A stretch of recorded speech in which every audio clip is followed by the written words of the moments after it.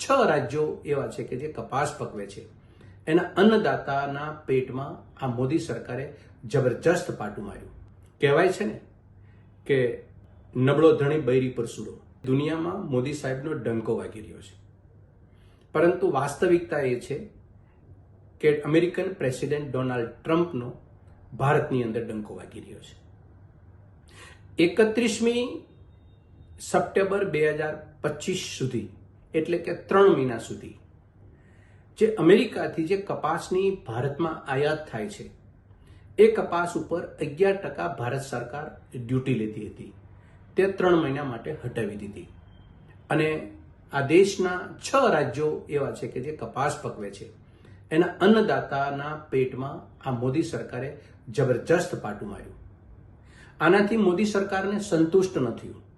આ ક્રૂર અને નિષ્ઠુર નિર્ણય, ટ્રમ્પ સરકારની સરેન્ડર થઈ અને લેવાયેલા નિર્ણય ઉપર મોદી સાહેબ કે ભાજપાની સરકારને શાંતિ ન થઈ.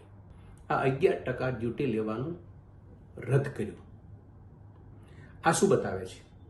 ખેડૂતો પ્રત્યે, ખેતી પ્રત્યે આ માનસિકતાથી આ દેશનો અન્નદાતા ખેતર ઉપર ઉભો રહી શકે ખરો? કહેવાય છે ને કે નબળો ધણી બૈરી પર સૂરો.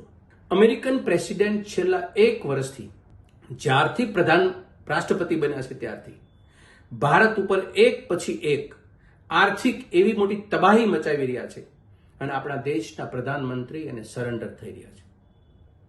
આ ખાલી કપાસ કે ખેતીની બાબત નથી.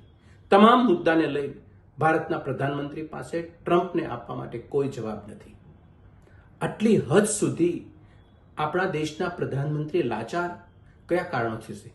દેશના ખેડૂતો માટે જે રીતે પડતા ઉપર પાટું અને પેટમાં પણ પાટું મારવાનું જે કામ, જે નિષ્ઠુર અને ક્રૂર કર્યું છે, એ નરેન્દ્ર મોદીની સરકાર આ 11% ડ્યુટી ઘટાડવાનું કામ કે હટાવવાનું કામ એ ખેડૂતોના અને ખેતી માટે ભયંકર નુકસાની કરનારું અને આ દેશની ખેતી અર્થવ્યવસ્થાને છિન્ન ભિન્ન કરનારું છે.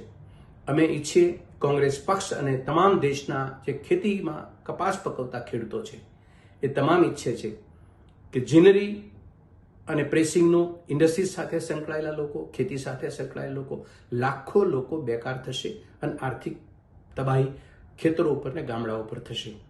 આ વાત અને વાસ્તવિકતા સ્વીકારી આ અંગે ફેર વિચારણા ભારતની સરકાર કરે એવી અમારી વિનંતી છે, આગ્રહ છે.